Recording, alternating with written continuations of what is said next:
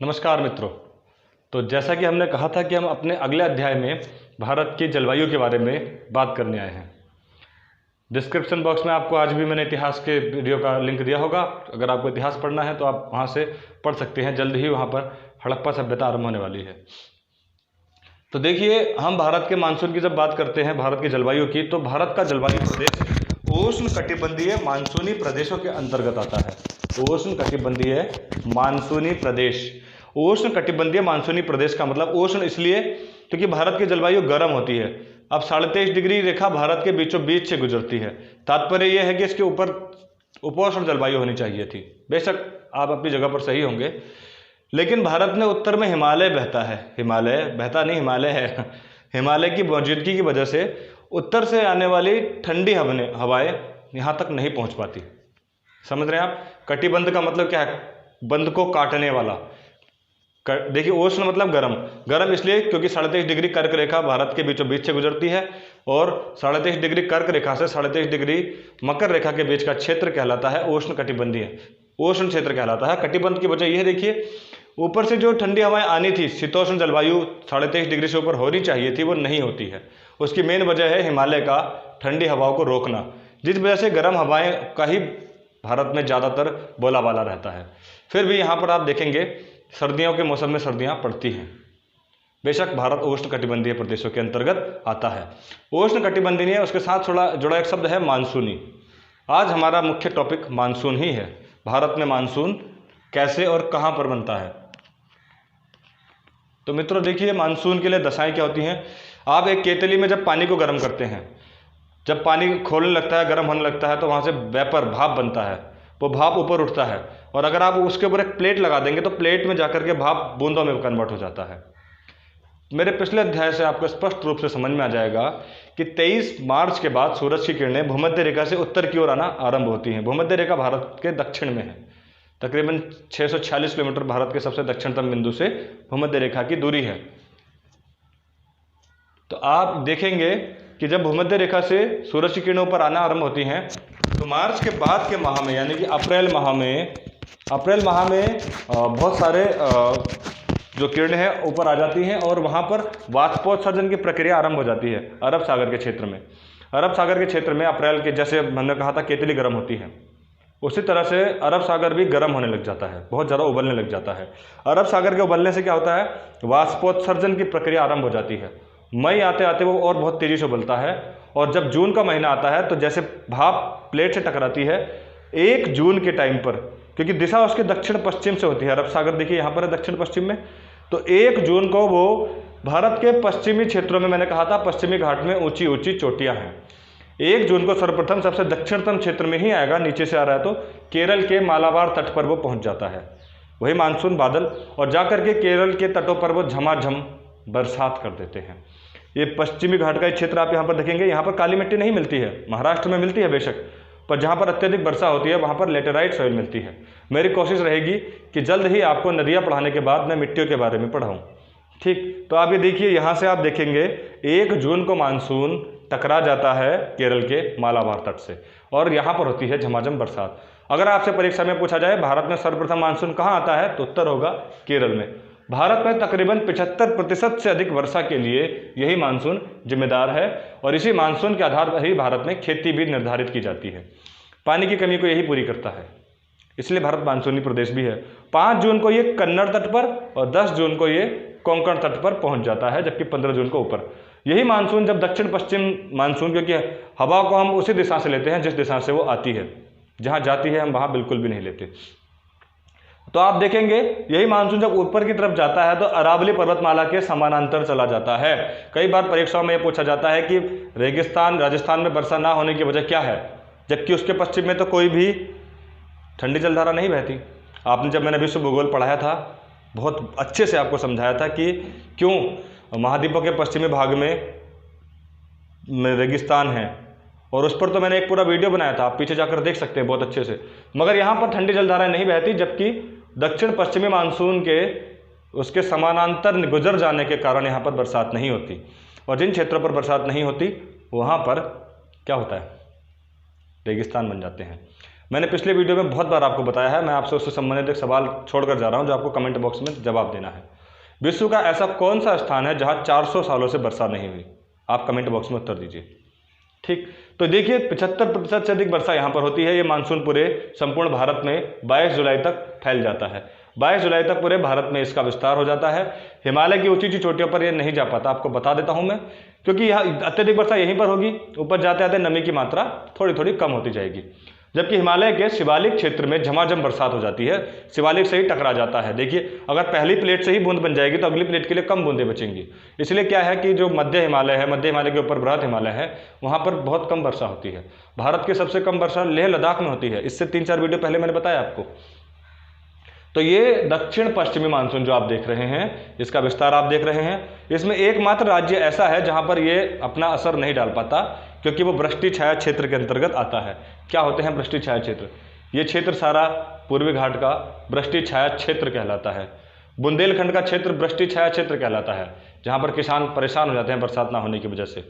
विदर्भ का क्षेत्र वृष्टि छाया क्षेत्र कहलाता है। विदर्भ महाराष्ट्र का ये क्षेत्र जहाँ पर नागपुर है। वृष्टि छाया क्षेत्र वो होता है जहाँ पर भौगोलिक दशाओं के कारण बरसात नहीं हो पाती। जैसे आप देखिए, इसको देखिए आप पर्वत को, जब बरसात इस तरह से हुई तो ये जो क्षेत्र था ये बरसात से विमुख रह गया भौगोलिक दशा के कारण।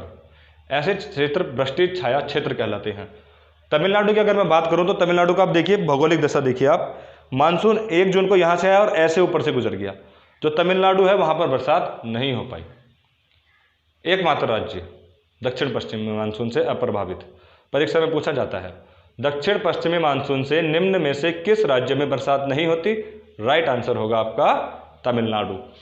ऐसा क्षेत्र भी है जहां पर देखिए बांग्लादेश में एक भी चोटी नहीं है, बांग्लादेश में एक भी पर्वतमाला नहीं है। जब यही बंगाल की खाड़ी से मानसून ऊपर जाता है, उधर अरब सागर का था, हाँ ये भी आप गौर करते रहना, जब बंगाल की खाड़ी से मानसून ऊपर जाता है तो एक भी पर्वतमाला ना होने से ये सारा मानसून यानी कि सारी भाप 3 चोटियों पर टपक गिर पड़ती है। 3 चोटियां हैं वो, गारो, खासी और जयंतियां। गारो, खासी और जयंतियां। गारो, खासी और जयंतियां। गारो, खासी और जयंतियां, इन 3 चोटियों पर मानसून झमाझम पड़ता है और यहां पर होती है दुनिया की सर्वाधिक वर्षा। दुनिया में सर्वाधिक वर्षा वाले जिले इन्हीं घाटियों में हैं। एक दार्जिलिंग है और दूसरा मासिनराम है। मासिनराम वर्तमान में दुनिया का सब सर्वाधिक वर्षा वाला क्षेत्र है। दक्षिण पश्चिम मानसून से यहाँ पर बरसात होती है। जान लीजिए आप, मैंने आपसे क्वेश्चन पूछा है 400 साल से बरसात कहाँ पर नहीं हुई है, और आपको मैं एक बात भी बता रहा हूँ कि संसार में सर्वाधिक वर्षा मासिनराम में होती है। अब हम बात करते हैं उत्तर पूर्वी मानसून की। उत्तर पूर्वी मानसून को हम लौटता मानसून भी बोलते हैं। स्पष्ट रूप से आपको समझ में आ गया होगा लौटते मानसून का नाम लौट क्यों पड़ा, ये भी आपको समझ में आ गया होगा। दक्षिण पश्चिमी मानसून के बाद उत्तर पूर्वी मानसून अपोजिट है। जाहिर सी बात है ये गर्मियों में नहीं आएगा, ये सर्दियों में आता है। अगर आप फ्रिज खोलते हैं ठंडा ठंडा कूल कूल, तो वहाँ से भी कुछ भाप आती है, उसमें भी नमी होती है, आपने देखा होगा। जब ये मानसून ऊपर जाएगा, ये पानी ऊपर जाएगा, थोड़ा बहुत मात्रा इसका हिमालय में भी जाएगा, तो ये बर्फ़ बन जाएगा, वहाँ पर जम जाएगा। और जब शीतकालीन सत्र में बहुत ज़्यादा ठंड पड़ेगी, क्योंकि सूरज की किरणें तब मकर रेखा पर होंगी, उत्तर में नहीं होंगी। ठंड पड़ने से क्या होगा, वहाँ पर भी नमी, ठंडी भाप निकलेगी बाहर को, ठंडी भाप निकलेगी बाहर को। और जब वहाँ पर ठंडी भाप गुजरती है तो उस दशा में क्या होता है, वही भाप नीचे को आती है। हालांकि उनमें उतनी नमी नहीं होती जितनी नमी जो समुद्रों से आता है भाप उसमें होगी। नमी ना होने की वजह से वहाँ पर बहुत कम बरसात होती है। उत्तर पूर्वी मानसून से ज़्यादा बरसात नहीं होती है। ठंडी जलधारा की जो हम बात कर रहे थे, ठंडी जलधाराओं में अत्यधिक नमी नहीं होती है। उसी प्रकार इस मानसून से बरसात बहुत कम होती है। ये जो आप हरा हरा देख रहे हैं ये दक्षिण पश्चिम मानसून है, और जो आप नीला नीला देख रहे हैं जो अपोजिट डायरेक्शन में आ रहा है उत्तर पूर्व से, ये उत्तर पूर्वी मानसून है। तो इसमें नमी नहीं होती है, ये हिमालयी क्षेत्र से आता है और नीचे को जाता है, छुटपुट बरसात करते हुए निकलता जाता है। सर्दियों में बहुत कम बरसात इससे होती है। परंतु जब यही मानसून बंगाल की खाड़ी से गुजरता है, देखिए जब यही उत्तर पूर्वी मानसून बंगाल की खाड़ी से गुजरता है, तो आप देखिए बंगाल की खाड़ी से गुजरते ही इसको बंगाल की खाड़ी से नमी मिल जाती है, पानी मिल जाता है। और बंगाल की खाड़ी से जब नमी मिल जाती है तो बंगाल की खाड़ी से नमी ग्रहण करके ये तमिलनाडु के कोरोमंडल तट पर झमाझम बरसात कर देता है।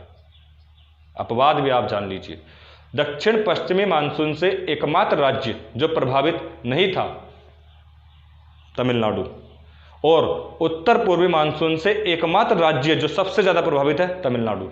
परीक्षा में ये सवाल कई बार घुमा फिरा कर आता है। शीतकालीन वर्षा निम्न में से किस राज्य में होती है? तमिलनाडु। देख रहे हैं आप, शीतकालीन मानसून है। उत्तर पूर्वी मानसून से सर्वाधिक बरसात भारत के किस राज्य में होती है? तमिलनाडु। लौटते मानसून से सर्वाधिक बरसात भारत के किस राज्य में होती है? तमिलनाडु। देख लीजिए आप, यही वृष्टि छाया क्षेत्र अब उत्तर पूर्वी मानसून से सर्वाधिक वर्षा वाला क्षेत्र बन गया। इसी कारण दक्षिण भारत की एकमात्र नदी कावेरी सदाबहार नदी कहलाती है, क्योंकि वह 6 माह तो जल ग्रहण करती है उत्तर दक्षिण पश्चिमी मानसून से, और उसके बाद उसका प्रभाव कर्नाटक और केरल तमिलनाडु में है, और बाकी के 6 महीने वो उत्तर पूर्वी मानसून से तमिलनाडु में जल ग्रहण करती है। अभी नदियों का हम अध्याय अगले वीडियो में लेकर आ रहे हैं, आपको सब समझ में आ जाएगा। तो ये था मित्रों उत्तर पूर्वी मानसून, जो दिसंबर में आता है और मार्च तक इसका असर रहता है। अब भारत में आपने देखा होगा बर्फबारी होती है, मौसम ठंडा होता है, सर्दियों में भी बरसात झमाझम होती है। उसकी मेन वजह उत्तर पूर्वी मानसून के अतिरिक्त एक और है, पश्चिमी विक्षोभ। देखिए इस दिशा से ऊपर से आ रहा है, कैस्पियन सागर और काला सागर से आती है ये ठंडी हवाएं। पश्चिमी विक्षोभ जेट स्ट्रीम, हमने आपको इससे पहले जेट स्ट्रीम का एक पूरा वीडियो बनाया है, आप देख लीजिएगा। विक्षोभ सीमा पर ये चलती हैं, 350 मील प्रति घंटे की रफ्तार से बहुत तेज़ी से भाग कर आती हैं और झमाझम बरसात हो जाती है।